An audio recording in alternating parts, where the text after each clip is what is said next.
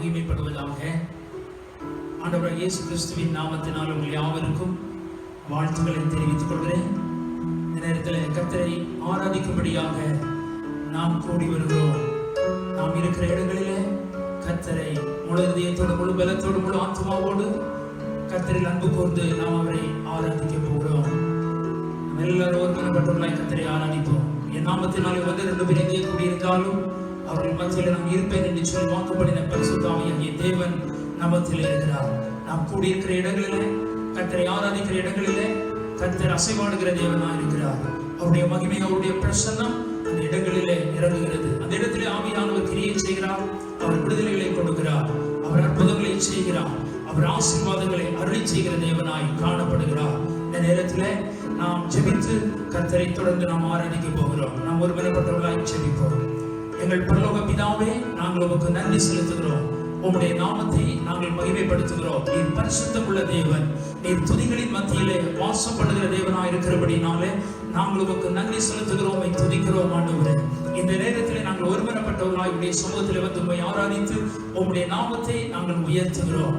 ஆண்டவரே, முழு இதயத்தோடு, முழு ஆத்மாவோடு, முழு பலத்தோடு கர்த்தரில் அன்பு கூர்ந்து நாங்கள் உம்மை ஆராதிக்க எங்களுக்கு கிருபை தாரும். தேவனுடைய மகிமை, தேவ பிரசன்னம் எங்களை ஆட்கொள்ளும்படி நாங்கள் ஜெபிக்கிறோம். தேவனை நாங்கள் உம்மை ஆராதிக்கும் போது பரிசுத்த ஆவியானவர் நீர் எங்களை ஆட்கொள்ளும்படி நாங்கள் ஜெபிக்கிறோம். இப்பெரிய காரியங்களை செய்வீராக. உம்மை ஆராதிக்கிற உம்முடைய ஜனங்களை கர்த்தர் ஆசீர்வதிப்பீராக. நீர் அவருடைய வாழ்க்கையின் அற்புதங்களை, அதிசயங்களை செய்து உம்முடைய நாமத்தை மகிமைப்படுத்தும்படி நாங்கள் ஜெபிக்கிறோம். தொடர்ந்துள்ளதான நேரம் முழுவதும் உம்முடைய கிருபை கூட இருக்கட்டும். இரட்சகர் இயேசுவின் நாமத்தில் ஜெபிக்கிறோம் நல்ல பிதாவே. ஆமென், ஆமென். பாடலை பாடி நாம் கர்த்தரை ஆராதிப்போம். இந்த நேரத்தில் மிஸ்ஸஸ் டோரா அவர்கள் வந்து நம்மை பாடல் ஆராதனையிலே வழி நடத்துவார்கள். இந்த நேரத்தில் கரங்களை தட்டி நாம் எல்லாரும் ஒரு மனதோடு அவரை பாடி நம்ம ஆராதிக்க போகிறோம். ஆண்டவருடைய பிள்ளைகள் 1 or 2 பேர் எந்த இடத்துல கூடினாலும் ஆண்டவருடைய பிரசன்னம், ஆண்டவருடைய மகிமை நம்மளை சூழ்ந்து கொள்ளும். ஆண்டவருடைய அளவில்லாத கிருபை நம்மளை வழிநடத்த அவர் வல்லமையுள்ள தேவன். இந்த நேரத்துல ஒரு மனதோடு, உற்சாகத்தோடு நம்ம எந்த இடத்துல இருந்தாலும் கர்த்தரை பாடி நம்ம ஆராதிப்பது ரொம்ப நல்லது. அவரை பாட பாட, அவரை மகிமைப்படுத்த அவருடைய கிருபை நம்மை சூழ்ந்து கொள்ளும். என் நம்பிக்கையே உமக்கு ஸ்தோத்திரம், என் புகலிடமே உமக்கு ஸ்தோத்திரம். உம்மைத்தான் நம்பியுள்ளேன், அற்புதங்கள் எனக்கு செய்யுங்கப்பா. நம்ம நம்பி இருக்கிற தேவன், நம்ம அடைக்கலமாய் நம்மை அவரை பார்த்து நம்பி இருக்கிற தேவன் அவர் ஒருவர் மாத்திரமே. நம்பி இருக்கிற தேவன், நம்பத்தக்க கண்மலையும் அவர் ஒருவர் மாத்திரமே. இந்த நேரத்துல 100க்கு 100 அவரை மாத்திரம் நம்பி அவரை சார்ந்து நாம் இருக்கும்போது கர்த்தருடைய பிரசன்னம் நம்மை அளவில்லாமல் வழி நடத்தும். அற்புதங்களை செய்ய அவர் வல்லமையுள்ள தேவன். இந்த நேரத்துல உற்சாகமாய் கரங்களை தட்டி என் நம்பிக்கையை உமக்கு ஸ்தோத்திரம் என்று சொல்லி அவரை மாத்திரம் நாம் உயர்த்துவோம், பாடுவோம்.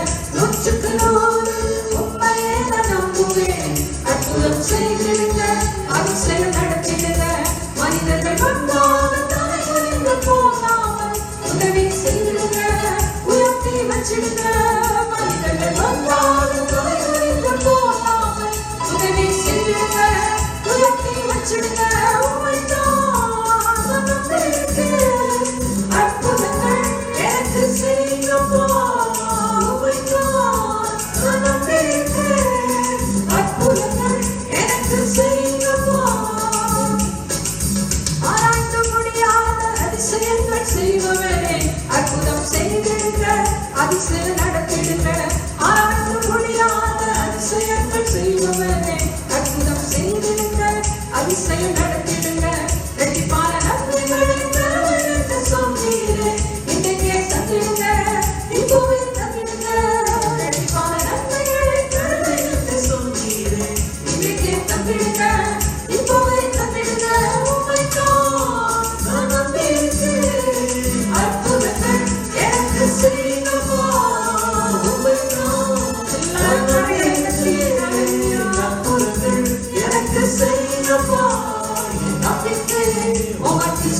ஸ்தோத்திரம், என் புகலிடமே உமக்கு ஸ்தோத்திரம், என் நம்பிக்கையே உமக்கு ஸ்தோத்திரம், என் புகலிடமே உமக்கு ஸ்தோத்திரம்.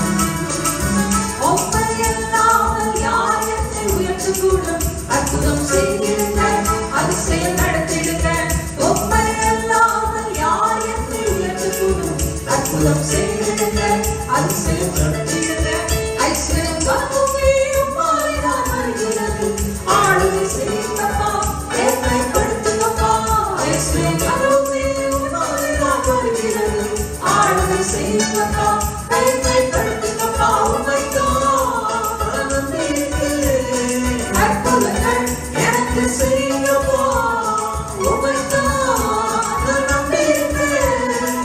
அற்புதங்கள் எனக்கு செய்யப்பா, என் நம்பிக்கையே உமக்கு ஸ்தோத்திரம். உமக்கு ஸ்தோத்திரம், என் நம்பிக்கையே உமக்கு ஸ்தோத்திரம், என் புகலிடமே உமக்கு ஸ்தோத்திரம்.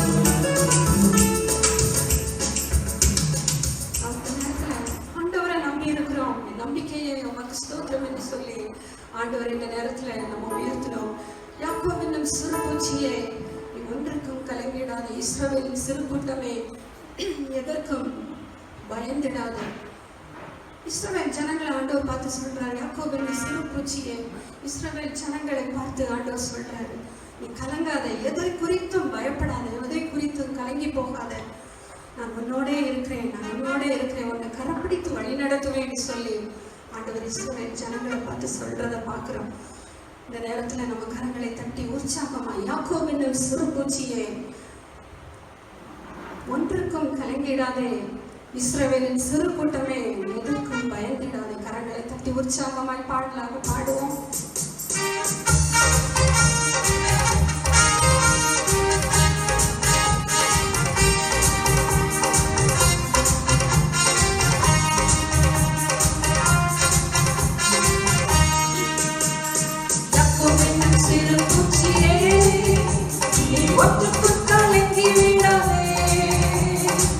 இஸ்ரவேலின் சிறு கூட்டமே, நீ எதற்கு பயந்து விடாதே.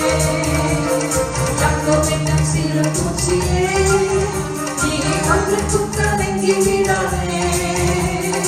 இஸ்ரவேலின் சிறு கூட்டமே, நீ எதற்கு பயந்து விடாதே. உன்னை உண்டாக்கியவர், உன்னை சிருஷ்டித்தவர், உன் முன்னே நடந்து செல்கிறார்.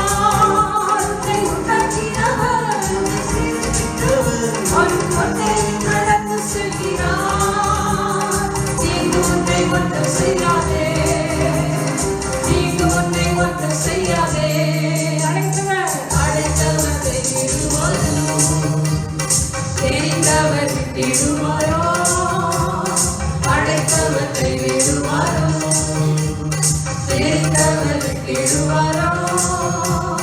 பெயர் சொல்லி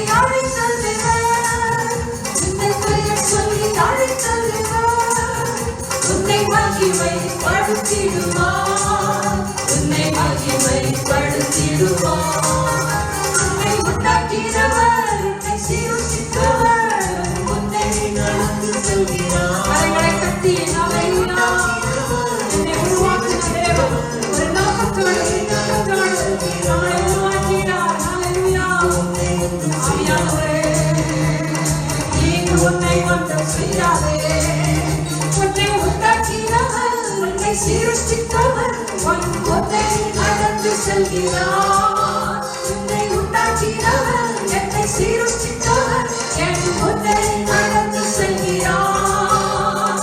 நீங்க உன்னை ஒன்றும் செய்யாதே, நீங்க உன்னை ஒன்றும் செய்யாதே. என் பாத்திரம் நிரம்பி நிரம்பி வழிகின்றது, வழிந்து ஓடுகின்றது. நிரம்பி நிரம்பி வழிகின்றது, வழிந்து ஓடுகின்றது. எனக்குள்ளே ஜீவமூத்து, அது வற்றாது ஒரு நாடும். ஜீவமூத்து, அது வற்றாது ஒரு நாடும். என் பாத்திரம் நிரம்பி வழிகின்றது, வழிந்து ஓடுகின்றது. பாத்திரம் நிரம்பி நிரம்பி வழிகின்றது, வழிந்து ஓடுகின்றது. அபிஷேகம் அதினாலே அகிலமெங்கும் பரவிடுமே. அபிஷேகம் அதினாலே அகிலமெங்கும் பரவிடுமே. ஏராளமான மீன்கள், திரளான உயிரினங்கள், ஏராளமான மீன்கள், திரளான உயிரினங்கள், நதி பாயும் இடமெல்லாம், நான் போகும் இடமெல்லாம், கரங்களை தட்டி ஆடுகிறேன். அது எனக்குள்ளே வர வேண்டும். எனக்குள்ளே ஜீவமூத்து, அது வற்றாது ஒரு நாளும்.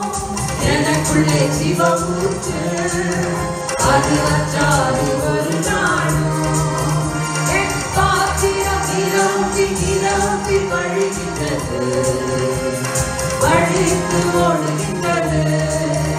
என் பாத்திரம் நிரம்பி நிரம்பி வழிகின்றது, வழிந்து ஓடுகின்றது. ஆனந்த தைலம் தானே உலங்களுக்கு எதிரானே. ஆனந்த தைலம் தானே உலங்களுக்கு எதிரானே. துதி உடை போற்றிடுவே, சாம்பல் நீக்கிடுவே. துதி உடை போற்றிடுவே, சாம்பல் நீக்கிடுவே. அலங்காரமாக்கிடுவே, சபையை அலங்காரமாக்கிடுவே. எனக்குள்ளே ஜீவமூத்து, கரங்களை கட்டி வற்றாது ஒரு நாளும். ஒவ்வொரு இதயங்களிலும் பாயட்டும் ஐயா. இயேசுவே, வற்றாத ஜீவனே, உம்மை நோக்கி ஆராதிக்கிறோம். ஹல்லேலூயா. அது வற்றாது ஒரு நாளும். எனக்குள்ளே ஜீவமூத்து, அது வற்றாது ஒரு நாளும்.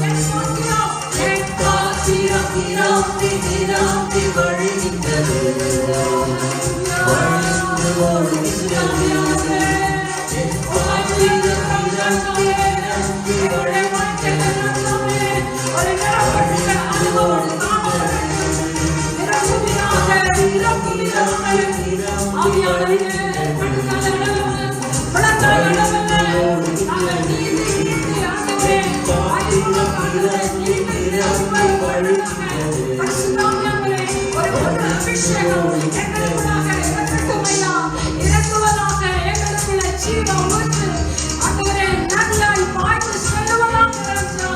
ஆவியானவரே, உம்மை நோக்கி பார்க்கிறோம், உம்மை நோக்கி பார்க்கிறோம். ஆண்டவரே, வற்றாத ஜீவனே, தாகத்தை தீர்க்கிறவரே, தாகத்தை தீர்க்கிற ஜீவனே, உம்மை நோக்கி நாங்கள் நிற்கிறோம் ராஜா. ஹல்லேலூயா.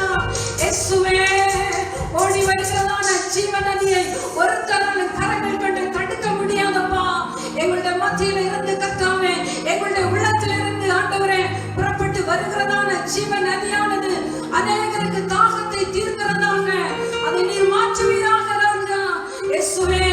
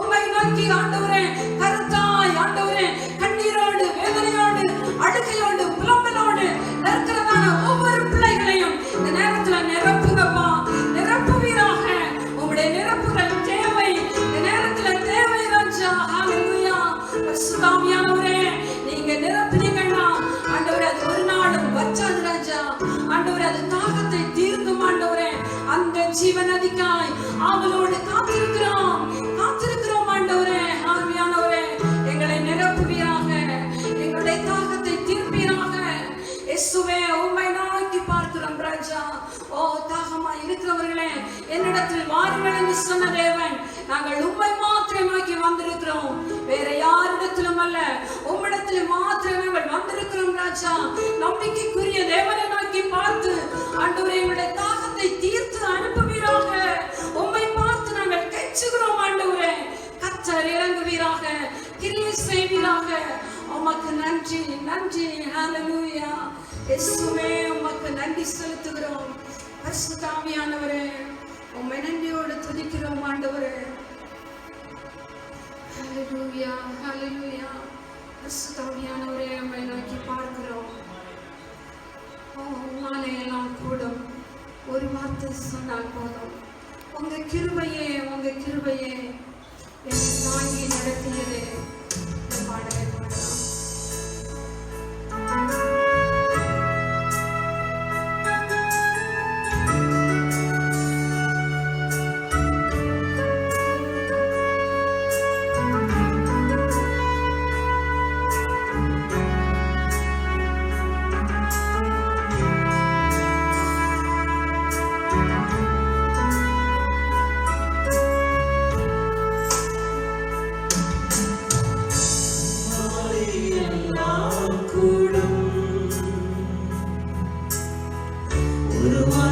சொன்னால் போதும், உம்மாலே எல்லாம் கூடும். ஒரு வார்த்தை சொன்னால் போதும். உங்கள் கிருபையே என்னை தாங்கி நடத்தினதே. உங்கள் கிருபையே என்னை தாங்கி நடத்தினதே. அலைமோதும் வாழ்வில் அசையாமல் நிற்க நங்கூரமாக இருப்பவரே. அலைமோதும் வாழ்வில் அசையாமல் நிற்க நங்கூரமாக இருப்பவரே. காற்றையும் கடலையும் அகற்றிய அமைதி படிப்பினதும் உங்கள் கிருபையே. காற்றையும் கடலையும் அகற்றிய அமைதி படிப்பினதும் உங்கள் கிருபையே. உங்கள் கிருபையே என்னை தாங்கி நடத்தினதே. உங்கள் கிருபையே என்னை தாங்கி நடத்தினதே. கரடுமுரடான பாதைகளில் வெளிச்சமாய் என்றும் இருப்பவரே.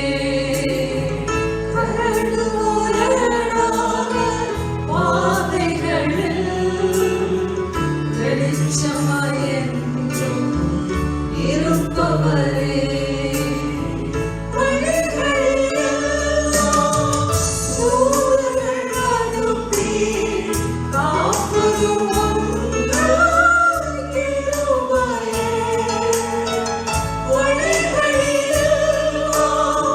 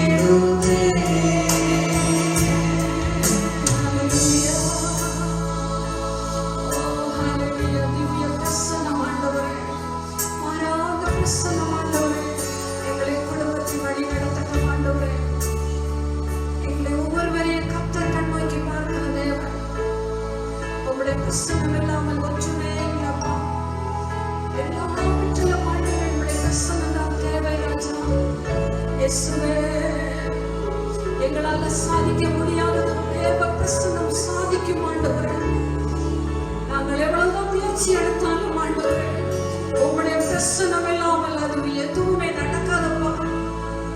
நாங்கள் மனதை கொண்டு ஆண்டவரே எண்ணுகிறோம் கட்டங்களை இயேசுவே, ஹல்லேலூயா, உங்களுடைய சித்தத்தின்படி நடக்கட்டும் என்று நாங்கள் எதிர்பார்க்கிற எதிர்பார்ப்புகள் கர்த்தருடைய சித்தத்தின்படி நடக்கும் ராஜா. ஹல்லேலூயா, உம்முடைய பிரசன்னம் எங்களை நடத்தும் ஐயா. இயேசுவே, உம்முடைய பிரசன்னம் இல்லாமல் எங்களுக்கு எதுவுமே இல்லை ராஜா, எதுவுமே இல்லை ஆண்டவரே. எத்தனையோ போராட்டங்கள் ஆண்டவரே, எங்களுடைய கண்கள் காணாதபடி ஆண்டவரே கர்த்தருடைய பிரசன்னம் அதை மாற்றினது ஆண்டவரே, அதை தட்டி தள்ளினது ராஜா, அதை முறியடித்தது ராஜாவே. உம்முடைய தேவ பிரசன்னம் ஆண்டவரே, உம்முடைய பிரசன்னத்துக்கு முன்பாக எதுவும் நிற்க முடியாது ராஜா. எந்த பிசாசின் கிரியைகளும் எதிர்த்து நிற்க முடியாது ராஜா. எல்லாவற்றையும் முறியடிக்க நமக்கு அதிகாரம் உண்டு ராஜா. தேவ பிரசன்னத்திற்கு முன்பாக மலை போல வருகிறதை எல்லாம் கர்த்தர் முறியடிக்க வல்லமை உள்ள தேவன். நாங்கள் நிற்கிறது உங்களுடைய பிரசன்னத்துக்கு முன்பாக ராஜா. நம்பிக்கையோடு ஆண்டவரை உங்களுடைய சமூகத்துல எல்லாவற்றையும் ஆண்டவரை சொல்லத்தக்கதான ஒரு பிரசன்னம் ஆண்டவரை எங்களை சூழ்ந்து கொண்டிருக்கிறது ராஜா. உங்களுடைய பிரசன்னத்தினால ஆண்டவரை எல்லாம் சாதிக்கும் ராஜா. ஆண்டவரே, ஹல்லேலூயா, நான் நம்பி இருக்கிறோம் ராஜா. நீங்க எல்லாவற்றையும் ஆண்டவரை நேர்த்தியாய் நடத்தி செல்ல வல்லமை உள்ள தேவன். எங்களை தாழ்த்துகிறோம் ஆண்டவரே, உங்களுடைய கருத்துக்களை ஒப்பு கொடுக்கிறோம். உங்களுடைய பிரசன்னம் எங்களை வழி நடத்தட்டும். இயேசுவின் நாமத்தினாலே பிதாவே, ஆமென்.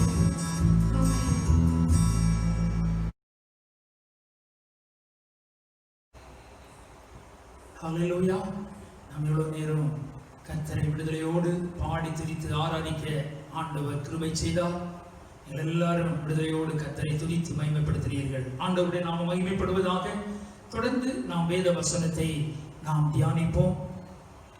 சங்கீதங்களின் புஸ்தகம் 141வது சங்கீதம் 5வது வசனம். சங்கீதம் 141 5வது வசனத்தை நான் வாசிக்கிறேன். நீதிமான் என்னை தயவாய் குட்டி என்னை கடிந்து கொள்ளட்டும், அது என் தலைக்கு எண்ணெயை போல் இருக்கும், என் தலை அதை அல்ல தட்டுவதில்லை, அவர்கள் இக்கட்டுகளில் நான் இன்னும் ஜெபம் பண்ணுவேன் என்று சொல்லி சங்கீதக்காரனாகிய தாவீது சொல்கிறதை நாம் பார்க்கிறோம். சங்கீதக்காரனாகிய தாவீது தேவனுக்கு பிரியமான ஒரு நபராக அவன் காணப்பட்டான். தேவனோடு நல்ல ஒரு ஐக்கியத்தை கொண்டிருந்த ஒரு மனுஷன், ஆவிக்குரிய நிலைமையில வளர்கிறதான ஒரு மனுஷன். அவன் சொல்கிறான், நீதிமான் என்னை தயவாய் கொண்டு என்னை கடிந்து கொள்ளட்டும், அது என் தலைக்கு எண்ணெயை போல் இருக்கும், என் தலை அதை அல்ல தட்டுவதில்லை, அவர்கள் இக்கட்டுகளில் நான் இன்னும் ஜெபம் பண்ணுவேன் என்று சொல்கிறதை பார்க்கிறோம். சங்கீதக்காரனாகிய தாவீது வளர வேண்டும் என்று விரும்புகிறவன், ஆவிக்குரிய தன்மைகளை நன்கு புரிந்ததான ஒரு நபராக அவர் காணப்படுகிறார். தாவீது சொல்கிற இந்த காரியத்தை இன்றைக்கு உலகத்தில் அநேகர் விரும்புவதில்லை. தாவீது சொல்கிறான், நீதிமான் என்னை குற்றட்டும் என்று சொல்கிறார். அதாவது தயவாய் என்னை கடிந்து கொள்ளட்டும் என்று சொல்கிறார். எதற்காக ஒரு நபரை நாம் கடிந்து கொள்கிறோம்? அவர்கள் சில தவறுகளை செய்யும் போது, சில காரியங்களிலே வழிவிலகி போகும்போது, இப்படிப்பட்டதான சூழ்நிலைகளிலே நாம் அவர்களுக்கு ஆலோசனை சொல்கிறோம், அல்லது சில நேரங்களிலே தவறாக அவர்கள் செய்கிற காரியங்களை கடிந்து கொள்கிறோம், இப்படிப்பட்ட காரியங்களை செய்கிறோம். அதற்காக சங்கீதக்காரன் தாவீது சொல்கிறாரு, என் நீதிமான் என்னை குட்டுவது எனக்கு என்னை அவன் கடிந்து கொள்ளட்டும், அது என் தலைக்கு எண்ணெயை போல் இருக்கும் என்று சொல்லி அவர் சொல்கிறதை நாம் பார்க்கிறோம்.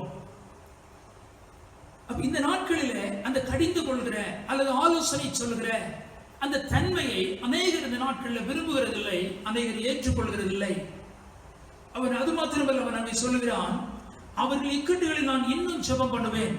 என்னை யார் குட்டுகிறார்களோ, என்னை யார் கடிந்து கொள்கிறார்களோ, அவர்களுக்கு இக்கட்டுகள் வரும்போது அவர்களுக்கு ஜெபம் தேவைப்படுவது நான் அதிகமாய் ஜெபிப்பேன் என்று சொல்கிறார். ஏன் இந்த வார்த்தை இங்கு சொல்லப்படுகிறது? தன்னை கடிந்து கொள்கிறவர்கள், தனக்கு ஆலோசனை சொல்கிறவர்களை அவன் பகைக்கவில்லை, அவன் வெறுக்கவில்லை, அவர்களுக்காக அவன் ஜெபிக்கிறான் என்று சொல்லி அங்கே சொல்லப்படுகிறதை பார்க்கிறோம். சில நேரங்களில் நமக்கு ஆலோசனை சொல்கிறவர்கள் அல்லது நம்மை எச்சரிக்கிறவர்கள் அல்ல நம்மை கடிந்து கொள்கிறவர்களை நாம் பகைப்போம். சில நேரங்களில் நாம் அவர்கள் செய்கிற காரியங்களை நம்மால் சில நேரங்களில் ஏற்றுக்கொள்ள முடிகிறதில்லை. இன்றைக்கு அப்படித்தான் உலகத்தில் அநேகர் கடிந்து கொள்ளுதல் அல்லது ஆலோசனைகளை விரும்புவதே கிடையாது. பிள்ளைகளா இருந்தாலும் சரி, பெரியவர்களா இருந்தாலும் சரி, வேறு மற்றவர்கள் ஒரு ஆலோசனை சொன்னால் சொல்லுவார்கள், எனக்கு ஆலோசனை சொல்வதற்கு இவர்கள் யார், இவன் யார் அல்லது இவள் யார் என்று சொல்லுவார்கள்.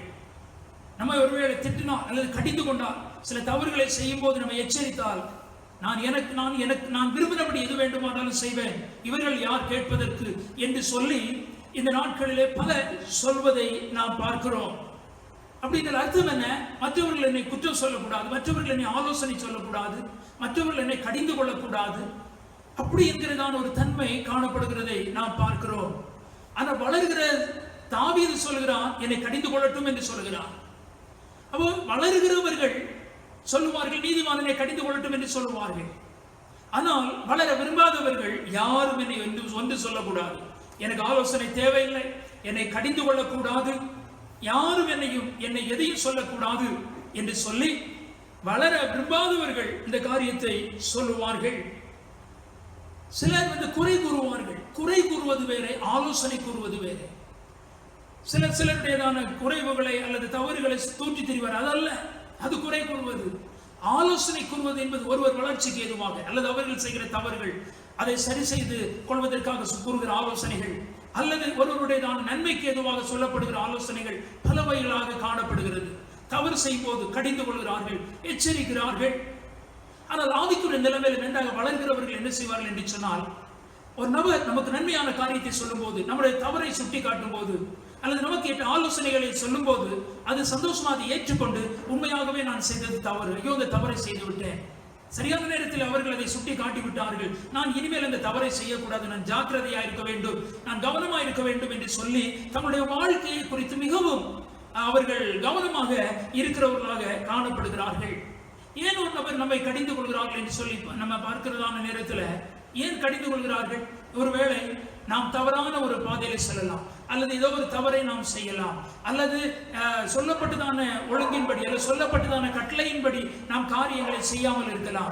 அப்படிப்பட்டதான நிலைமையில நாம் செய்யாமல் இருக்கிறதான நேரத்தில் அவர்கள் நமக்கு ஆலோசனையை சொல்கிறார்கள், நம்மை கடிந்து கொள்கிறார்கள். அதை ஏற்றுக்கொள்கிறதான ஒரு மனப்பக்குவம் நமக்கு அவசியமாக காணப்படுகிறது. இந்த உலகத்தில் அப்படிப்பட்டதான நபர்கள் நம்மை கடிந்து கொண்டு நம்மை வழிநடத்தும் போது அநேக காரியங்களிலே நாம் பாதுகாக்கப்படுவோம். அநேக காரியங்கள் தவறுகளை நாம் திருத்திக் கொள்வதற்கு அது ஏதுவாயிருக்கும் என்பதை நாம் அறிந்து கொள்ள வேண்டும். அதனாலே இவர்கள் என்னை விட பெரியவர்களோ அல்லது இவர்கள் என்னை விட மேலானவர்களோ அப்படி என்று யோசிக்க கூடாது.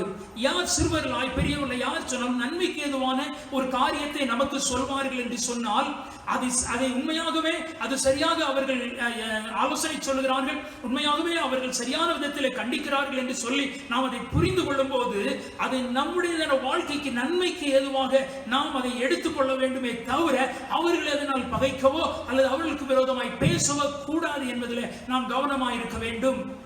வளர வேண்டும் என்று இருக்கிறவர்கள் யார் சொன்னாலும் அது ஏன் சொன்னார்கள் அல்லது இவர்கள் யார் அப்படி என்று கேட்க மாட்டார்கள். அவர்கள் சொல்வது உண்மையா இல்லையா என்று சொல்லி ஆலோசித்து பார்த்து அது தனக்கு தேவையானது உண்மைதான் என்று சொல்லி இருக்கும் என்று சொன்னால் அதை ஏற்றுக்கொள்வார்கள். அப்படிப்பட்டதான் ஒரு மனப்பக்குவம் நமக்கு உண்டாயிருக்க வேண்டும். வளர்கிறவர்கள் இப்படிப்பட்ட மனப்பக்குவத்தோடு தான் காணப்பட வேண்டும். இல்லாவிட்டால் அவர்கள் வளருவதற்கு அது உதவியாக இருக்காது என்பதை நாம் அறிந்து கொள்ள வேண்டும். ஆண்டவருடைய நாமம் மகிமைப்படுவதாக. நம்முடைய தேவன் அவர் கடிந்து கொள்கிற தேவனாய் காணப்படுகிறார். அவர் நேசிக்கிற தேவன், அவர் அன்பு கூறுகிற தேவன், ஆனாலும் அவர் கடிந்து கொள்கிற தேவனாய் காணப்படுகிறார்.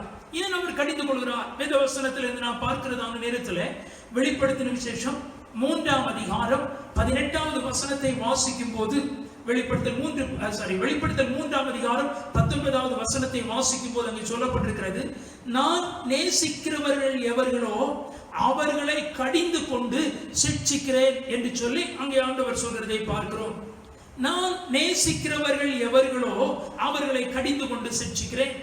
ஆண்டவர் நேசிக்கிறவர்களை ஆண்டவர் கடிந்து கொள்கிறார். ஏன் நேசிக்கிறவர்களை கடிந்து கொள்கிறார்? அவர்கள் தவறு செய்யும் போது அந்த தவறு அவர்களுக்கு ஆபத்தை கொண்டு வந்துவிடும். அந்த தவறு தேவ சமூகத்திலிருந்து ஒரு பிரிவினையை கொண்டு வந்துவிடும். அந்த தவறு அவருடைய வாழ்க்கையில் ஒரு பாதகத்தை ஏற்படுத்திவிடும். ஆகையினாலே அப்படிப்பட்ட ஒரு தீங்கும் நமக்கு நடக்கக்கூடாது என்று சொல்லி ஆண்டவர் நம்மை நேசிக்கிறபடியினாலே நம்மை கடிந்து கொள்கிறார் என்பதை நாம் தெளிவாக அறிந்து கொள்ள வேண்டியது அவசியமாக இருக்கிறது. நீதிமொழிகளின் புஸ்தகம் 3ஆம் அதிகாரம் 11-12 வசனங்களை வாசிக்கும் போது அங்கே சொல்லப்பட்டிருக்கிறது, என் மகனே, நீ கர்த்தருடைய சிட்சையை அற்பமாக எண்ணாதே, அவர் கடிந்து கொள்ளும் போது சோர்ந்து போகாதே. அங்கே சொல்லப்பட்டிருக்கிறது, அவர் கடிந்து கொள்ளும் போது நீ சோர்ந்து போகாதே. ஏனென்று சொன்னால் தகப்பன் தான் நேசிக்கிற புத்திரனை சிட்சிக்கிறது போல கர்த்தரும் எவரிடத்தில் அன்பா இருக்கிறாரோ அவனை சிட்சிக்கிறார், அவனை கடிந்து கொள்கிறார், அவனை எச்சரிக்கிறார். அப்ப நம்முடைய தேவன் நம்மை கடிந்து கொள்கிற தேவனா இருக்கிறார். எதற்காக? நம்மை நேசிக்கிறபடினாலே. ஏன் அதை செய்கிறார்? நாம் கெட்டு போகாமல் இருக்கும்படிக்கு அவர் நம்மை கடிந்து கொள்கிறார் என்று சொல்லி நாம் பார்க்கிறோம். இஸ்ரவேல் ஜனங்களை வேதத்தில் நாம் பார்க்கும்போது பல முறை அவர்களை கடிந்து கொண்டு பல முறை அவர்களை எச்சரிக்கிறதை நாம் வேதத்தில் பல இடங்களில் நாம் பார்க்க முடியும். அவர்களை நேசிக்கிற என்றால், அதாவது ஒரு கழுகு தன்னுடைய குஞ்சுகளை அது சுமந்து கொண்டு செல்வது போல தம்முடைய ஜனங்களை அவர் சுமந்து கொண்டு வருகிறார், பாதுகாத்து வருகிறார். அப்பொழுது அவர்கள் தவறு செய்யும் போது அவர்கள் சரியான வழிகளை பின்பற்றாத நேரங்களிலே அவர்களை கடிந்து கொள்கிறார், அவர்களை எச்சரிக்கிறார். காரணம், அவர்கள் தவறுனாலே அழிந்துவிடக் கூடாது என்பதற்காக ஆண்டவர் அப்படிப்பட்டதான காரியங்களை செய்கிறதை பார்க்கிறோம். அதனால அவர்களை கடிந்து கொண்டு அவர்களை எச்சரிக்கிற தேவனாக அங்கே நாம் பார்க்கிறோம். ஆண்டவருடைய நாமம் மகிமைப்படுவதாக. ஆனால் தேவனுடையதான அந்த கடிந்து கொள்ளுதலையும் ஆலோசனைகளையும் மனுஷன் தள்ளிவிடுகிறான். தேவன் அப்படி கடிந்து கொள்கிறார், தேவன் எச்சரிக்கிறார். ஆனால் அவருடைய கடிந்து கொள்ளுதல், அவருடைய எச்சரிப்புகளை எல்லாம் மனுஷன் தள்ளி விடுகிறான். வேதத்தில் நாம் வாசிக்கும் போது நீதிமொழிகளின் புஸ்தகம் 1ஆம் அதிகாரம் 30-31 வசனங்களை வாசிக்கும் போது அங்கே சொல்லப்பட்டிருக்கிறது, என் ஆலோசனையை அவர்கள் விரும்பவில்லை, என் கடிந்து கொள்ளுதலை எல்லாம் அசட்டை பண்ணினார்கள், ஆகையால் அவர்கள் தங்கள் வழியின் பலனை புசிப்பார்கள் என்று சொல்லி நாம் அங்கே பார்க்கிறோம். என்னுடைய ஆலோசனையை அவர்கள் விரும்பவில்லை என்று சொல்கிறார். என்னுடைய கடிந்து கொள்ளுதலை எல்லாம் அசட்டை பண்ணினார்கள், அதை அவர்கள் பொருட்படுத்தவில்லை. கடிந்து கொண்டும் அதை கேட்கவில்லை, கடிந்து கொண்டும் அவர்கள் உணர்வடையவில்லை என்று சொல்லி நாம் அங்கே பார்க்கிறோம். அப்போ தேவனுடைய கடிந்து கொள்ளுதலை மனுஷன் ஏற்றுக்கொள்கிறதில்லை, தேவனுடைய கடிந்து கொள்ளுதலை மனுஷன் பொருட்படுத்துவதில்லை. அப்படிப்பட்ட ஒரு நிலைமையாக தான் காணப்படுகிறது. இந்த உலகத்திலே மனுஷர்கள் நமக்கு மேலானவர்கள், நல்ல நிலைமையில் இருக்கிறவர்கள் பலர் நம்மை கடிந்து கொள்கிறார்கள், எச்சரிக்கிறார்கள். தேவன் நம்மை கடிந்து கொள்கிறார் என்று சொல்லி நாம பார்க்கிறோம்.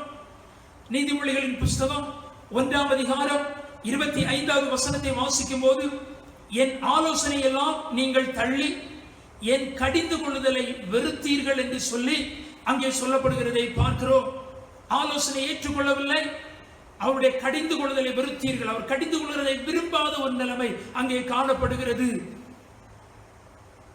நேரடியாக ஒருவேளை பலர் நம்மை கடிந்து கொள்ளலாம், அல்லது ஆண்டவர் பலரை கொண்டு நம்மை கடிந்து கொள்ளலாம். வேத வாக்கியங்கள் மூலமாக நம்மை கடிந்து கொள்கிறார். பல நேரங்களிலே பல ஆலோசனைகளை ஆண்டவர் நமக்கு கொடுக்கிறார். அதனாலே மனிதர்கள் மூலமாய் நமக்கு ஆலோசனைகள் கடிந்து கொள்ளுதல் வரலாம், தீர்க்கதரிசிகள் மூலமாய் வரலாம், வேத வசனங்கள் மூலமாக நமக்கு வரலாம், அல்லது நீதிமான்கள் மூலமாய் நமக்கு வரலாம். எதுவா இருந்தாலும் அதை நாம் ஜாக்கிரதையாக அதை கையாள வேண்டியது அவசியமாய் காணப்படுகிறது. ஆண்டவருடைய நாம மகிமைப்படுவதாக.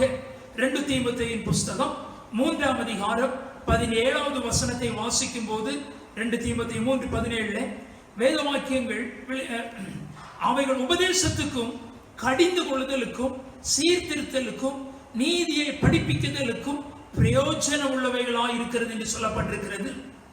வேத வாக்கியங்களை குறித்து, வேத வசனத்தை குறித்து சொல்லப்படுகிறது. அவைகள் உபதேசத்துக்கும் கடிந்து கொள்ளுதலுக்கும். அப்ப வேத வசனம் நம்மை கடிந்து கொள்கிறது, வேத வசனம் நம்மை எச்சரிக்கிறது. தேவனுடைய மனுஷர்கள் வேத வசனத்தின் மூலமாய் நம்மை கடிந்து கொள்கிறார்கள், வேத வசனத்தின் மூலமாய் நம்மை எச்சரிக்கிறார்கள். அப்ப வேத வசனம் நம்மை கடிந்து கொள்கிறது என்று சொல்லி அங்கே வேதத்திலே நாம் தெளிவாக நாம் பார்க்க முடிகிறது.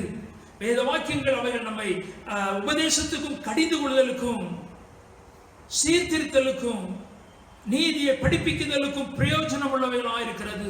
கடிந்து கொள்ளுதல் அங்கே என்ற வார்த்தை அங்கே வருகிறதை நாம் பார்க்கிறோம். கர்த்தர் நம்மை கடிந்து கொள்கிற தேவனாய் காணப்படுகிறார். அப்போஸ்தலர்களை குறித்து பார்க்கும்போது அப்போஸ்தலனாகிய பவுல் வேதத்தில் பல இடங்களிலே கடிந்து கொள்கிற காரியங்களை நாம் பார்க்க முடியும். 2 தீமோத்தேயுவின் புஸ்தகம் 4ஆம் அதிகாரம் 2வது வசனத்தை வாசிக்கும் போது அங்கே சொல்லப்பட்டிருக்கிறது, எல்லா நீடிய சாந்தத்தோடும் உபதேசத்தோடும் கண்டனம் பண்ணி கடிந்து கொண்டு புத்தி சொல்லு அப்படி என்று சொல்லி தீமோத்தேயுவுக்கு அப்போஸ்தலனாகிய பவுல் எழுதுகிறார். எல்லா நீடிய சாந்தத்தோடும் உபதேசத்தோடும் கண்டனம் பண்ணி கடிந்து கொண்டு புத்தி சொல்லு. நீ அவர்களுக்கு புத்தி சொல்ல வேண்டும். அவர் வழிவிலகி போவார்கள், தவறு பண்ணுவார்கள். ஆனால் என்ன செய்ய வேண்டும்? நீ சாந்தத்தோடும் உபதேசத்தோடும் கண்டனம் பண்ணி நீ கடிந்து கொண்டு நீ புத்தி சொல்லு அப்படின்னு சொல்கிறதை பார்க்கிறோம். அப்போஸ்தலனாகிய பவுல் அந்த காரியத்தை தெளிவாக அங்கே சொல்கிறதை பார்க்கிறோம். தீத்துவின் புஸ்தகம் 1ஆம் அதிகாரம் 14வது வசனத்தை வாசிக்கும் போது அங்கே சொல்லப்பட்டிருக்கிறது, விசுவாசத்திலே ஆரோக்கியம் உள்ளவர்கள் ஆகும்படி நீ அவர்களை கண்டிப்பாய் கடிந்து கொள் என்று சொல்கிறார். தீத்து எழுதும்போது அவர் சொல்றாரு, விசுவாசத்திலே ஆரோக்கியம் உள்ளவர்கள் ஆகும்படி, அவர் விசுவாசத்திலே வளரும்படி, விசுவாசத்திலே பலப்படும்படி நீ என்ன செய்? அவர்களை கண்டிப்பாய் கடிந்து கொள்ளுன்னு சொல்றாரு. நீ கட்டாயமாக நீ அவர்களை கடிந்து கொள்ளணும் அப்படின்னு சொல்றதை பார்க்கிறோம். அப்ப கடிந்து கொள்ளுதல், தேவன் கடிந்து கொள்கிறார். தேவனுடைய அப்போஸ்தலர்கள் கடிந்து கொள்வதை குறித்து தெளிவாக வேதத்தில் எழுதி இருக்கிறதை பார்க்கிறோம். தீத்துவின் புஸ்தகம் 2ஆம் அதிகாரம் 15வது வசனத்தை வாசிக்கும் போது 2:15 தீத்துவில் சொல்லப்பட்டிருக்கிறது, சகல அதிகாரத்தோடும் கடிந்து கொள் என்று சொல்லி நாம் அங்கே பார்க்கிறோம். சகல அதிகாரத்தோடு நீ கடிந்து கொள் என்று சொல்லி அங்கே சொல்கிறதை பார்க்கிறோம். 1 தீமோத்தேயுவின் புஸ்தகம் 5ஆம் அதிகாரம் 20வது வசனத்தை வாசிக்கும் போது 1 தீமோத்தேயு 5:20 சொல்லப்பட்டிருக்கிறது, மற்றவர்களுக்கு பயம் உண்டாகும்படி பாவம் செய்தவர்களை எல்லாருக்கும் முன்பாக கடிந்து கொள் என்று சொல்லி அவர் சொல்கிறார். அதாவது ஒரு சபை இருக்கிறது என்று சொன்னால், ஒரு தவறு ஒரு நபர் பண்ணினால் பவுல் சொல்றாரு, அந்த தவறு பண்ணினவர், அந்த பாவம் செய்தவனை எல்லாரும் கூடி இருக்கிற நேரத்தில் நீ என்ன செய்? எல்லாருக்கும் முன்பாக நீ கடிந்து கொள் அப்படின்னு சொல்றாரு. ஏன் எல்லாருக்கும் முன்பாக கடிந்து கொள் சொல்றாரு? இதை பார்க்கிற மற்றவர்கள் இப்படிப்பட்ட தவறை செய்வதற்கு பயப்படும்படியாக. எப்படி தவறு செய்தால் எல்லாருக்கும் முன்பாக நாம் வெட்கப்பட வேண்டியது வரும், எல்லாருக்கும் முன்பாக நம்மை கடிந்து கொள்வார்கள் என்கிறதான ஒரு பயம் உண்டாகி அவர்கள் அப்படிப்பட்டதான தவறை செய்யாமல் இருக்கும்படி எல்லாருக்கும் முன்பாக நீ இதை கடிந்து கொள் என்று சொல்கிறதை பார்க்கிறோம். அன்றைக்கு அப்போஸ்தலனாகிய பவுல் அந்த காரியத்தை அங்கே அவர் தெளிவாக சொல்கிறதை பார்க்கிறோம். இந்த நாளில் ஒருவேளை சபையில ஒரு நபரை எழுப்பி விட்டு அவர்கள் ஏதாவது ஒரு தவறை சுட்டி காட்டவோ திட்டவோ செய்தால் இன்றைய நாட்களில் என்ன நடக்கும்? நாம் அதை யோசித்து பார்க்க வேண்டும். அதை யாரும் ஏற்றுக்கொள்ள மாட்டார்கள். உடனே ஒரு பெரிய பிரச்சனையை கிளப்பி விடுவார்கள். பாஸ்டருக்கு எப்படி சபையில பொதுவாக என்னை திட்டலாம், பொதுவாக என்னை எப்படி அவர் எல்லாருக்கும் முன்பாக என்னை வெட்கப்படுத்தலாம், நான் இனிமேல் இந்த சபைக்கு வரமாட்டேன், அல்லது மற்றவர்களிடத்திலே போய் எதையாவது சொல்லி எடுத்து ஒரு பிரச்சனையை கிளப்புகிறவர்களாக காணப்படுவார்கள். ஆகையால் இந்த நாட்களில் பொதுவாக ஒரு காரியத்தை சொல்வதற்கு யாரும் விருப்பப்பட மாட்டார்கள். சிலர் சொல்லுவார்கள், பாஸ்டர் அவர்களே நீங்கள் என்னிடத்தில் தனியாக இந்த காரியத்தை சொல்லியிருக்கலாம், ஏன் பொதுவாக சொன்னீர்கள் என்று சொல்லி சிலர் ஆதங்கப்படுவது உண்டு. அப்போஸ்தலனாகிய பவுல் சொல்கிறார், பொதுவாக இந்த காரியத்தை எல்லாருக்கும் மத்தியில் இந்த காரியத்தை கடிந்து கொள்ளும் போது மற்றவர்களுக்கு பயம் உண்டாகும், மற்றவர்கள் பயம் உண்டானால் அவர்கள் தவறை செய்ய மாட்டார்கள் என்று சொல்லி அவர் சொல்கிறதை பார்க்கிறோம். அப்ப நம்ம அந்த அளவுக்கு கூட இந்த நாட்களில் சபைகளிலே செய்கிறதில்லை. சில இடங்களில் சில ஊழியர்கள் கண்டிப்பாக இருக்கிறவர்கள் அதை செய்கிறார்கள், அதை நான் கேள்விப்படுகிறேன். அப்படிப்பட்டதான் நிலைமையில இருக்கிறதான சபைகளில் ஜனங்களுக்கு ஒரு பயம் உண்டாயிருக்கும். அதனால நமக்கு மற்றவர்கள் திட்டுவார்கள் என்கிறதான ஒரு பயத்தினால மாத்திரமல்ல, உண்மையாய் கர்த்தரை நேசிக்கிறவர்களாக இருக்கிறபடினாலே நாம் அவருடைய வார்த்தைகளுக்கு அல்லது தேவனுடையதான எல்லா வார்த்தைகளுக்கும் கற்பனைகளுக்கும் நாம் பயந்து நடக்க வேண்டிய, கீழ்ப்படிய வேண்டியதான ஒரு தன்மை நம்முடைய வாழ்க்கையில் இருக்க வேண்டியது அவசியமாய் காணப்படுகிறது. ஆண்டவருடைய நாமம் மகிமைப்படுவதாக. அது மாத்திரமல்ல, அவர் சொல்றாரு, கலாத்தியருக்கு எழுதின நிருபத்தில் நாம் பார்க்கிறதான நேரத்தில் 2ஆம் அதிகாரம் 11ஆம் வசனத்திலிருந்து பார்க்கும்போது, கலாத்தியர் 2ஆம் அதிகாரம் 11ஆவது வசனத்திலிருந்து தொடர்ந்து நம்ம பார்க்கும்போது பவுல் பேதுருவையே கண்டிக்கிறார். அதாவது விருத்த சேதனம் என்கிறதான காரியத்தை குறித்து பேதுரு அவனோடு கூட இருந்தவர்களும் சில செய்கிறதான ஜனங்களுக்கு ஏற்றபடியாக இவர்கள் மாறிக்கொள்கிற சில காரியங்கள் அங்கே நடக்கிறது. அப்பொழுது அவர்கள் மாய்மாலம் பண்ணுகிறார்கள் ஜனங்களுக்கு முன்பாக என்று சொல்லி அப்போஸ்தலனாகிய பவுல் பேதுருவை அங்கே கடிந்து கொள்கிறதை நாம் பார்க்கிறோம். அப்ப அப்போஸ்தலர்களுக்குள்ளே அது கடிந்து கொள்ளுதல் இருக்கிறதை பார்க்கிறோம். அப்ப நான் பார்க்கிறோம், நாம் சகோதரர்களா இருக்கும்போது நாம் சகோதரர்கள் ஒருவரை ஒருவர் கடிந்து கொள்ளலாம், அல்லது நமக்கு மேலான இருக்கிற ஒரு நபர் நம்மை கடிந்து கொள்ளலாம், அல்லது சில பொறுப்புகளை கொண்டிருக்கிற ஒரு நபர் நம்மை கடிந்து கொள்ளலாம். அப்படி சொல்லும்போது அது உண்மையாக நாம் தவறு செய்திருப்போம் என்று சொன்னால், அந்த கடிந்து கொள்வதல் உண்மையாகவே அவர்கள் கடிந்து கொண்டது சரிதான் என்று சொல்லி இருக்கும் என்று சொன்னால், அதை தாங்கிக் கொள்ளவும் நம்மை சரி செய்து கொள்வதற்கும் நாம் ஆயத்தம் உள்ளவர்களாக காணப்பட வேண்டும். அப்ப நாம் ஒருவரை ஒருவர் நாம் எச்சரிக்க, ஒருவரை ஒருவர் ஆலோசனை சொல்ல, ஒருவரை ஒருவர் கடிந்து கொள்வதற்கு நாம் உரியவர்களாக இருக்கிறோம் என்பதை ஒருபோது நாம் மறந்துவிடக் கூடாது. அநேகர் கடிந்து கொள்ளுதலை விரும்புவதில்லை. யார் கடிந்து கொள்ளுதலை விரும்ப மாட்டான்? வேதவசனத்தில் சொல்லப்பட்டிருக்கிறது, பரியாசக்காரன் கடிந்து கொள்ளுதலை விரும்ப மாட்டான் என்று சொல்லப்பட்டிருக்கிறது. நீதிமொழிகளின் புஸ்தகம் 13ஆம் அதிகாரம் 1ஆம் வசனத்தை வாசிக்கும் போது அங்கு சொல்லப்பட்டிருக்கிறது, பரியாசக்காரன் கடிந்து கொள்ளுதலுக்கு செவிகொடான் என்று சொல்லி பார்க்கிறோம். பரியாசம் பண்ணுகிறவன், கர்த்தருக்கு பயப்படாதவன், தேவனுடைய வார்த்தைக்கு கீழ்ப்படியாதவன், அவன் கடிந்து கொள்ளுதலுக்கு செவி கொடுக்க மாட்டான் என்று சொல்லி பார்க்கிறோம். நீதிமொழிகள் 9ஆம் அதிகாரம் 8ஆம் வசனத்தை வாசிக்கும் போது, பரியாசக்காரனை கடிந்து கொள்ளாதே, அவன் உன்னை பகைப்பான், ஞானமுள்ளவனை கடிந்து கொள், அவன் உன்னை நேசிப்பான் என்று சொல்லப்பட்டிருக்கிறது. அவன் பரியாசக்காரன், அந்த அதாவது கடிந்து கொள்வதை விரும்பாதவனை நாம் கடிந்து கொள்ளும் போது அவன் நம்மை பகைப்பான் என்று சொல்லப்பட்டிருக்கிறது. ஆனால் ஞானம் உள்ளவன் கடிந்து கொள்வதை ஏற்றுக்கொள்கிறவனை கடிந்து கொள்ளும் போது அவன் இன்னும் அதிகமாக நம்மை நேசிப்பான் என்று சொல்லி அங்கே சொல்லப்படுகிறதை நாம் பார்க்கிறோம். வேதம் சொல்லுகிறது, கடிந்து கொள்வதை வெறுக்கிறவன் அவன் மிருக குணமுள்ளவன் என்று சொல்லி நீதிமொழிகளின் புஸ்தகம் 12ஆம் அதிகாரம் 1ஆவது வசனத்தில் சொல்லப்பட்டிருக்கிறதை பார்க்கிறோம்.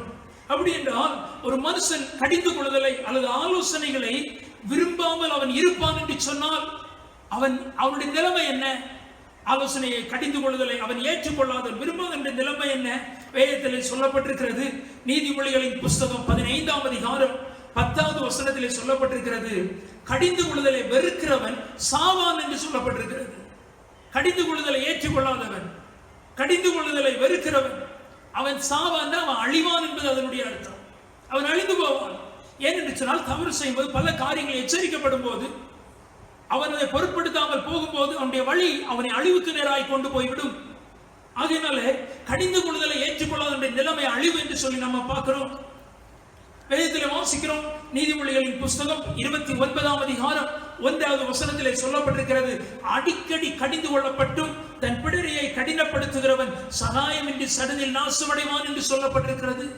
அப்ப கடிந்து கொள்ளப்பட்டு அதை ஏற்றுக்கொள்ளாதவனுடைய முடிவு அழிவு. அது வேத வசனம் தெளிவாய் சொல்கிறதை பார்க்கிறோம். நீதிமொழிகளின் புஸ்தகம் 11ஆம் அதிகாரம் 14வது வசனத்தை வாசிக்கும் போது அங்கே சொல்லப்பட்டிருக்கிறது, ஆலோசனை இல்லாத இடத்தில் ஜனங்கள் விழுந்து போவார்கள் என்று சொல்லப்பட்டிருக்கிறது. கடிந்து கொள்ளுதல், ஆலோசனைகள், எச்சரிப்பு இல்லை என்று சொன்னால் ஜனங்கள் விழுந்து போவார்கள், ஜனங்கள் அழிந்து போவார்கள், ஜனங்கள் தேவனை விட்டு விலகி போவார்கள். ஆகையினாலே கடிந்து கொள்ளுதல் மிக முக்கியமான காரியமாக காணப்படுகிறதை நாம் பார்க்கிறோம். ஒரு மனிதன் கடிந்து கொள்ளுதலை ஏற்றுக்கொள்கிறவன், கடிந்து கொள்ளுதலை அங்கீகரிக்கிறவனுடைய நிலை என்ன? வேதத்தில் சொல்லப்பட்டிருக்கிறது. நீதிமொழிகளின் புஸ்தகம் 15ஆம் அதிகாரம் 5வது வசனத்திலே சொல்லப்பட்டிருக்கிறது, கடிந்து கொள்ளுதலை கவனித்து நடக்கிறவன் விவேகி என்று சொல்லப்பட்டிருக்கிறது. கடிந்து கொள்ளுதலை கவனித்து நடக்கிறவன் விவேகி என்று சொல்லப்படுகிறது. நீதிமொழிகள் 15:32 சொல்லப்பட்டிருக்கிறது, கடிந்து கொள்ளுதலை கேட்கிறவனோ ஞானம் அடைவான் என்று சொல்லி வேதத்திலே நாம் பார்க்கிறோம். சங்கீதம் 139:17 சொல்லப்பட்டிருக்கிறது, உமது ஆலோசனைகள் எனக்கு எத்தனை அருமையானவைகள் என்று சொல்லப்பட்டிருக்கிறது.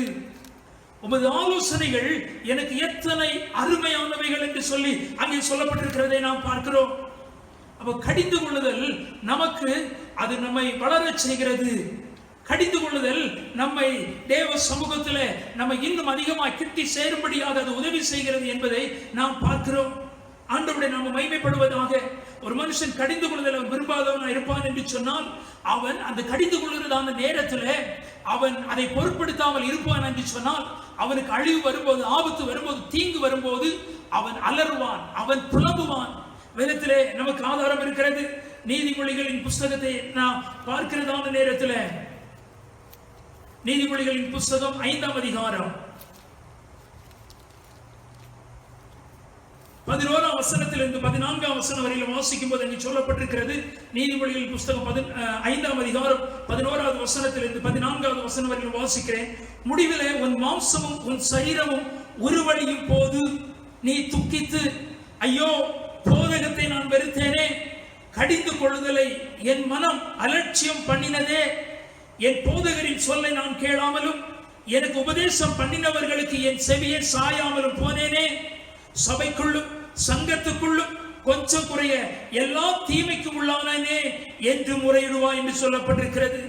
என் போதகத்தை நான் வெறுத்தேனே, கடிந்து கொள்ளுதலை என் மனம் அலட்சியம் பண்ணினதே. அப்ப கடிந்து கொள்ளும் போது ஏற்றுக்கொள்ளக்கூடிய தன்மை இல்லாவிட்டால் அழிவு வரும்போது ஒரு உணர்வு வரும். அன்றைக்கு அவர்கள் சொன்னார்களே, ஆலோசனை சொன்னார்களே, எச்சரித்தார்களே, கடிந்து கொண்டார்களே, கேளாமல் போனேனே, எனக்கு இந்த தீங்கு வந்ததே, இந்த ஆபத்து வந்ததே, இந்த நஷ்டம் வந்ததே, இந்த கஷ்டம் வந்ததே என்று புலம்புகிறதான நேரங்கள் உண்டாகும் என்பதை நாம் அறிந்து கொள்ள வேண்டும். ஆகையினாலே ஒருவர் நம்மை கடிந்து கொள்ளும் போது, ஒருவர் நம்மை எச்சரிக்கும் போது, ஒருவர் நம்மை ஆலோசனை சொல்லும் போது அது சரியா, அது தேவையா, அது உண்மையானா என்று சொல்லி நிதானித்து பார்த்து நம்மை சரிப்படுத்திக் கொள்ள வேண்டியது அவசியமாய் காணப்படுகிறது. ஆண்டவருடைய நாமம் மகிமைப்படுவதாக. ஆகையினால நாம் கடிந்து கொள்ளுதலை நாம் விரும்புகிறவர்களாக இருக்க வேண்டும்.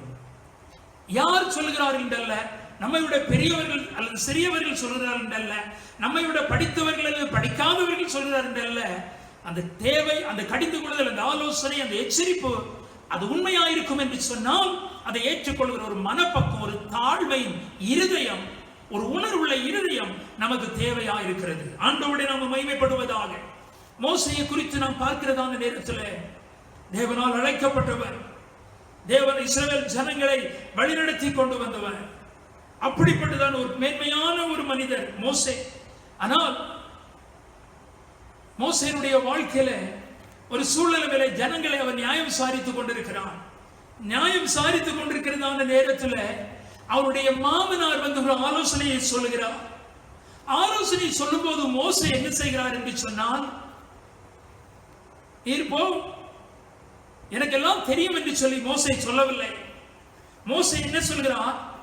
அவர் என்ன ஆலோசனை சொல்கிறாரோ அந்த ஆலோசனையை அவர் ஆராய்ந்து பார்த்து அந்த ஆலோசனை அது சரியா இருக்கிறது என்பதை உணர்ந்த மோசே தன்னுடைய மாமன் தன்னை விட குறைந்த ஒரு நபராய் இருந்தாலும் அவர் என்ன சொன்னாரோ அவர் சொல்கிற ஆலோசனை சரியா இருக்கிறதை உணர்ந்து அதே காரியத்தை மோசே நிறைவேற்றினான் என்று சொல்லி நாம் பார்க்கிறோம். யாத்திராகமத்தின் புஸ்தகம் 18வது அதிகாரம் 13வது வசனத்திலிருந்து வாசிக்கும் போது அங்கே சொல்லப்படுகிறது. நான் வாசிக்கிறேன். யாத்திராகமத்தின் புஸ்தகம் 18வது அதிகாரம் 13வது வசனத்திலிருந்து, மறுநாள் மோசே ஜனங்களை நியாயம் விசாரிக்க உட்கார்ந்தான். ஜனங்கள் காலமே துவக்கி சாயங்காலம் மற்றும் மோசைக்கு முன்பாக நின்றார்கள். ஜனங்களுக்கு அவன் செய்த யாவையும் மோசையின் மாமன் கண்டு, நீ ஜனங்களுக்கு செய்கிற இந்த காரியம் என்ன? நீ ஒந்தியாய் உட்கார்ந்திருக்கவும் ஜனங்கள் எல்லாரும் காலமே துவக்கி சாயங்காலம் மட்டும் உமக்கு முன்பாக நிற்கவும் வேண்டியது என்ன என்றான். அப்பொழுது மோசே தன் மாமனை நோக்கி, தேவனிடத்தில் விசாரிக்கும்படி ஜனங்கள் என்னிடத்தில் வருகிறார்கள். அவர்களுக்கு யாதொரு காரியம் உண்டானால் என்னிடத்தில் வருகிறார்கள்.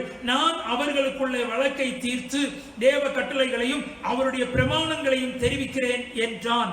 அதற்கு மோசையின் மாமன், நீர் செய்கிற காரியம் நல்லதல்ல. நீரும் உம்மோட இருக்கிற ஜனங்களும் தோய்ந்து போவீர்கள். இது உமக்கு மிகவும் பாரமான காரியம். நீர் ஒருவரால் அதை செய்ய உம்மால் கூடாது. இப்பொழுது என் சொல்லை கேளும். உமக்கு ஒரு ஆலோசனை சொல்லுகிறேன். தேவனும் உம்மோட கூட இருப்பார்.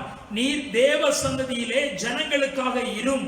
விசேஷித்தவைகளை தேவனிடத்தில் கொண்டு போய் கட்டளைகளையும் பிரமாணங்களையும் அவர்களுக்கு வெளிப்படுத்தி அவர்கள் நடக்க வேண்டிய வழியையும் அவர்கள் செய்ய வேண்டிய காரியத்தையும் அவர்களுக்கு தெரியப்படுத்தும்.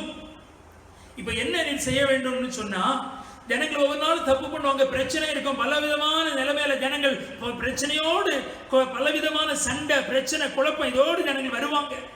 நீர் செய்ய வேண்டிய காரியம் என்ன? நீர் தேவ சமூகத்தில் இருந்துட்டு ஜனங்களுக்கு என்ன செய்யும்? அந்த வேத வசனங்களை போதியும்.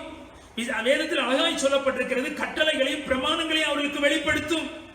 அவர்கள் நடக்க வேண்டிய வழியை, அவர்கள் செய்ய வேண்டிய காரியத்தை அவர்களுக்கு தெரியப்படுத்தும்.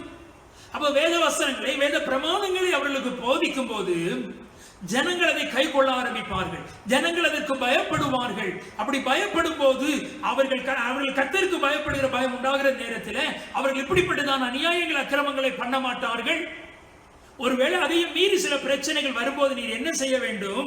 அவர் சொல்கிறார், ஜனங்கள் எல்லாருக்குள்ளும் தேவனுக்கு பயந்தவர்களும் உண்மை உள்ளவர்களும் பொருளாசையை வெறுக்கிறவர்களுமான திறமையுள்ள மனிதரை தெரிந்து கொண்டு அவர்களை 1000 பேருக்கு அதிபதிகளாகவும் 100 பேருக்கு அதிபதிகளாகவும் 50 பேருக்கு அதிபதிகளாகவும் 10 பேருக்கு அதிபதிகளாகவும் ஏற்படுத்தும். அவர்கள் எப்பொழுது ஜனங்களை நியாயம் விசாரித்து பெரிய காரியங்கள் யாவையும் உம்மிடத்தில் கொண்டு வரட்டும், சிறிய காரியங்கள் யாவையும் தாங்களே தீர்க்கட்டும். இப்படி அவர்கள் உம்மோடே கூட இந்த பாரத்தை சுமந்தால் உமக்கு லகுவாயிருக்கும். அப்படி என்று சொல்லி அங்கு சொன்னபோது வேதத்தில் சொல்லப்படுகிறது 24ஆம் வசனத்துல, மோசே தன் மாமன் சொல் கேட்டு அவன் சொன்னபடி எல்லாம் செய்தான். ஹல்லேலூயா! அவன் சொன்னபடி எல்லாம் செய்தான் என்று சொல்லப்பட்டிருக்கிறது. பாருங்கள், சில ஜனங்களை வழிநடத்தி கொண்டு வருகிறதான மோசே தன்னுடைய மாமன் சொன்ன ஒரு நல்ல ஆலோசனையை, ஒரு எச்சரிப்பை அவன் கேட்டபடி கீழ்ப்படுகிறான். சரி என்று அவன் படுகிறான். ஒரு பெரிய மோசே, ஒரு தேவ மனிதன் அதை செய்வான் என்று சொன்னால் நாம் ஏன் அதை செய்யக்கூடாது? நமக்கு வருகிற ஆலோசனைகள், நமக்கு வருகிற எச்சரிப்புகள், நமக்கு வருகிறதான கடிந்து கொள்ளுதலை நாம் புரிந்து கொண்டு அதை சரியா என்று ஆராய்ந்து பார்த்து அது உண்மைதான் என்பதை நாம் அறியும் போது அதை ஏற்றுக்கொள்வதற்கு அங்கே நாம் ஆயத்தமாக வேண்டியது அவசியமா இருக்கிறது. அவன் தான் வளர முடியும், அவன் தான் ஆசீர்வதிக்கப்பட முடியும். அவனுடைய வாழ்க்கையில் அப்படிப்பட்ட தாழ்மை இருக்கும் என்றால் மாத்திரமே தேவன் அவனை உயர்த்த முடியும். ஆகையினாலே கடிந்து கொள்ளுதலை நாம் வெறுக்கக்கூடாது. கடிந்து கொள்ளுதலை நம்முடைய மனம் ஏற்றுக்கொள்ள வேண்டும். கடிந்து கொள்ளுதலை நாம் அங்கீகரிக்க வேண்டும். ஆகையினால வேத வசனத்தில் நமக்கு தெளிவாக இன்றைக்கு நாம் பார்க்கிறோம். நம்முடைய வாழ்க்கையில அவன் தன் சங்கீதக்காரன் சொன்னதை போல, நீதிமான் என்னை தயவாய் குட்டி என்னை கடிந்து கொள்ளட்டும், அது என் தலைக்கு எண்ணெய் வைத்தது போல இருக்கும் என்று சொல்லுகிறான். அவர்களுக்கு ஜெபிப்பேன் என்று சொல்லுகிறான். அவன் விரும்புகிறான். ஆனபடினாலே தான் அவனை நெருக்கினால், அவனை குட்டினால், அவனை கடிந்து கொண்டாலும் தேவன் எத்தனையோ முறை தீர்க்கதரிசிகள் மூலமாக, நாத்தான் மூலமாக அவன் செய்த தவறுகள் எல்லாம் கொண்டு எச்சரிக்கிறாரு. தீர்க்கதரிசிகள் அவன் உடனே கொலை செய்யல. தீர்க்கதரிசிகளுக்கு விரோதமாக தாவீது எழும்பல்ல. அவன் ஆராய்ந்து தவறுன்னு அவன் அறிந்து கொள்கிறான். உடனே தேவ சமூகத்தில் அழுகிறான், புலம்புகிறான். அவன் தேவ சமூகத்துல அவன் விண்ணப்பங்களை ஏறெடுக்கிறதை நாம் பார்க்கிறோம். இதைத்தான் நாம் செய்ய வேண்டிய காரியம். ஆகினாலே யார் நம்மை கடிந்து கொண்டாலும், யார் எச்சரித்தாலும், யார் ஆலோசனை கூறினாலும், இவர்கள் யார் கேட்கிற பெருமையின் ஆவி நமக்குள்ள இருக்கும் என்று சொன்னால் நாம் ஆசீர்வதிக்கப்பட முடியாது. நாம் தாழ்மை உள்ளவர்களாக அவர் சொல்லியிருக்காரு, சரியா உண்மையா என்று ஆராய்ந்து பார்த்து சரி என்றால் அதற்கு நாம் கீழ்ப்படியும் போது அதனால தேவனுடைய ஆசீர்வாதம் நம்முடைய வாழ்க்கையில கடந்து வரும். அப்படிப்பட்டதான ஒரு நிலைமை நம்முடைய வாழ்க்கையில் இருக்கும் என்று சொன்னால் உண்மையாகவே நாம் தேவனுக்குள்ளே வளர்கிற ஒரு நபர்களாக, வளர்கிற மனுஷர்களாக, வளர்கிற நபர்களாக நாம் காணப்படுவோம் என்பதில் எந்த விதமான சந்தேகம் இல்லை. அப்படிப்பட்ட நிலைமையோடு கடிந்து கொள்வதில் நம்முடைய மனம் ஏற்றுக்கொண்டு நம்முடைய வாழ்க்கையை சரிப்படுத்தி நாம் தேவனுக்கு முன்பாக நாம் உண்மை உள்ளவர்களாக, பரிசுத்தம் உள்ளவர்களாக, நீதி உள்ளவர்களாக வாழும்படி நம்மை ஒப்புக் கொடுப்போம். ஆண்டவர் நம்மை ஆசீர்வதிப்பார். கண்ணை மூடி நாம் ஜெபிப்போம். எங்கள் பரலோக பிதாவே, நாங்கள் உங்களுக்கு நன்றி செலுத்துகிறோம். இந்த ஆசீர்வதிக்கப்பட்ட நேரத்துக்காய் ஸ்தோத்திரம். ஆண்டவர் பேசின நல்ல வார்த்தைகளுக்காய் உங்களுக்கு நன்றி செலுத்துகிறோம். ஆண்டவரே, சங்கீதக்காரன் தன்னுடைய அனுபவத்திற்கு சொல்கிறான், நீதிமான் என்னை தயவாய் கொண்டு என்னை கடிந்து கொள்ளட்டும், அதே தலைக்கு என்னை போல் இருக்கும் என்று அவன் சொல்கிறதை நாங்கள் பார்க்கிறோம். ஆண்டவரே தகப்பன், அது போல எங்களுடைய வாழ்க்கையில கடிந்து கொள்ளுதலை எங்களுடைய மனம் வெறுக்காதபடி, அலட்சியம் பண்ணாதபடிக்கு, யாராவது எங்களை கடிந்து கொள்ளும் போது அல்லது ஆலோசனை சொல்லும் போது, எங்களை எச்சரிக்கும் போது, தேவனே அந்த காரியத்தை குறித்து நாங்கள் ஆராய்ந்து பார்த்து தவறுகள் இருக்கும் என்றால், குறைவுகள் இருக்கும் என்று சொன்னால் அவைகளை நாங்கள் ஆண்டவரை சரி செய்து கொண்டு தேவனுக்கு முன்பாக நாங்கள் உண்மையும் பரிசுத்தமும் நீதி உள்ளவர்களாய் நிற்கத்தக்கதாக பரிசுத்த ஆவியானவர் ஒரு நேர்மையான வாழ்க்கை நீர் எங்களுக்கு தரும்படியாக நாங்கள் நோக்கி ஜெபிக்கிறோம். இந்த வேத வசனத்தின் வெளிச்சத்துல, இந்த வேத வசனத்தின் சத்தியத்துல நீர் எங்களை தொடர்ந்து நீர் வழிநடத்தும்படி ஜெபிக்கிறோம். ஆண்டவரே, எவ்வளவு பெரிய ஒரு நபரான மோசே, ஆண்டவர் தேவனால் வல்லமையாய் பயன்படுத்தப்பட்ட, ஆண்டவர் உபயோகப்படுத்தப்பட்ட மோசே தன்னுடைய மாமனுடைய சொல்லை கேட்டு அவன் அப்படியே செய்தான் என்று சொல்லி நாங்கள் வேதத்திலே வாசிக்கிறோம். ஆண்டவரே, அப்படிப்பட்டதான ஒரு மேன்மையான மனுஷன் தன்னுடையதான மாமனார் சொன்னதான வார்த்தையை கேட்டு அவன் அந்த வார்த்தையை அவன் உணர்ந்து அவன் அந்த தன்னுடைய வாழ்க்கையில் அதை ஏற்றுக்கொண்டதை பார்க்கிறோம். ஆண்டவர், அதுபோல எங்களுடைய வாழ்க்கையில யார் சொன்னாலும் அது உண்மைதானா இல்லையா என்று ஆராய்ந்து பார்த்து எந்த காரியம் நாங்கள் அந்த காரியத்தில் எங்களை அர்ப்பணிக்க வேண்டுமோ, சரி செய்து கொள்ள வேண்டுமோ, எங்களை ஒப்படைக்க வேண்டுமோ, இந்த காரியங்களை நாங்கள் செய்யும்படியாக கர்த்தருடைய ஆவியானவர் எங்களுக்கு கிருபை தரும்படி நாங்கள் ஜெபிக்கிறோம். அப்படிப்பட்ட நிலைமையில தாவீதை போல நாங்கள் தொடர்ந்து வளர்கிறவர்களாக நாங்கள் முன்னேறி செல்ல நீர் எங்களுக்கு கிருபை தார்.